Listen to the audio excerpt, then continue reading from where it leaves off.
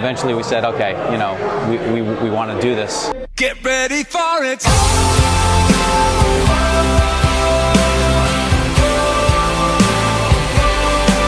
ready for it.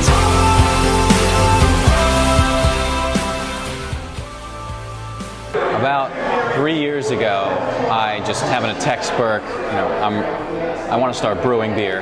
He immediately responded, okay, let's do it.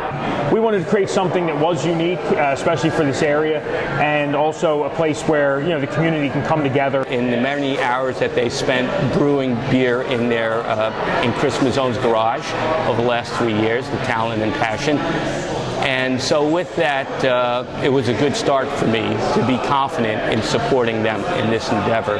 What I also saw was that they had a vision for identifying this location, this place. It was a bank-owned building.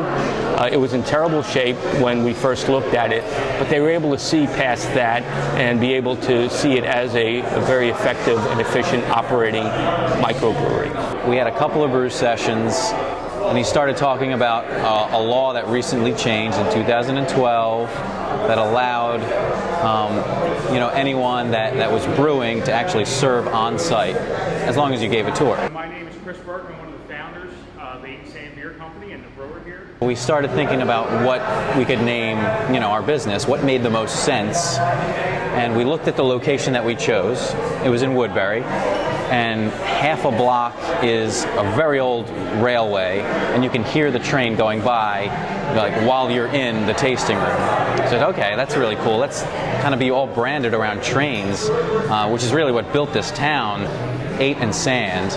And you'd say that to a crew that left the yard to wish them quick and safe travels.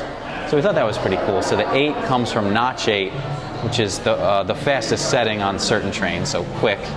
And then the sand is actually shot onto the tracks to prevent slippage, so safe. So quick and safe travels, Eight&Sand. So we kind of felt that fit, what we were trying to do very well. They brewed everything to style, and nice and clean to style. We really wanted to stay true to what our styles were.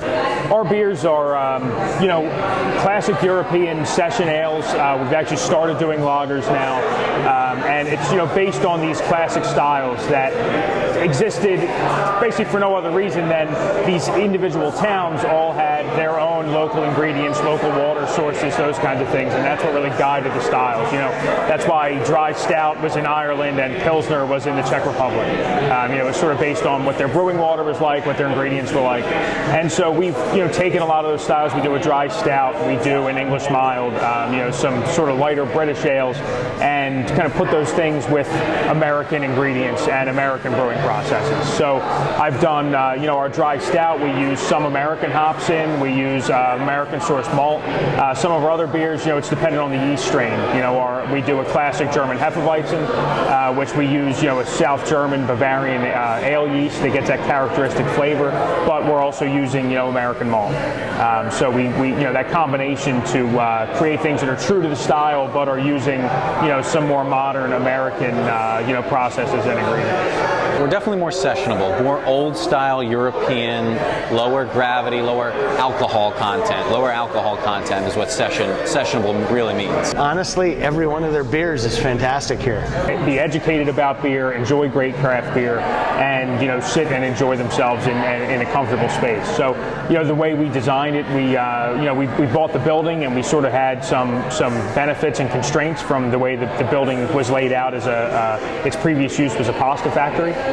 So we sort of went with those things that were already in place and designed around them and with them to make the brewing area as efficient as possible.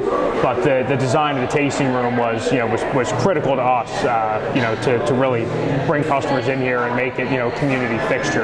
And the two features that I found within that were key to being successful was talent and passion.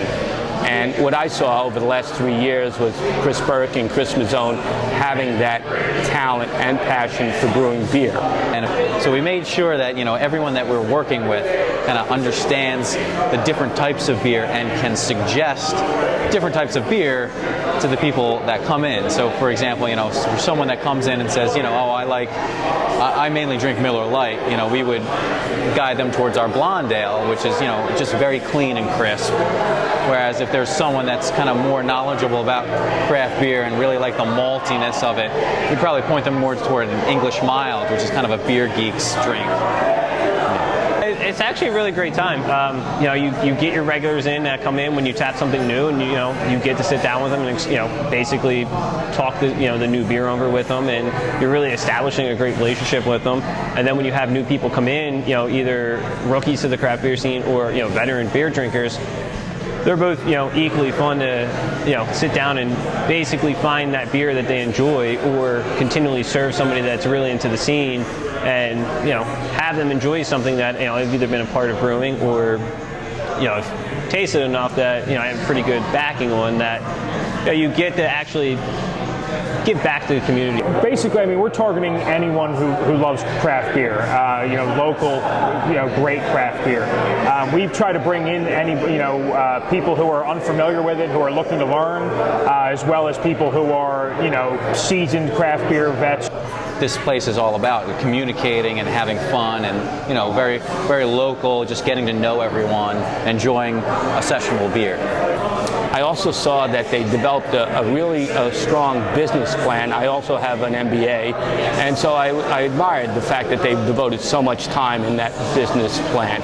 The business plan was a nice piece of work. They went to a local South Jersey bank.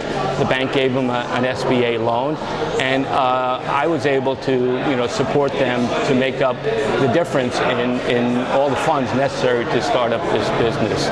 So with that in mind, I was confident in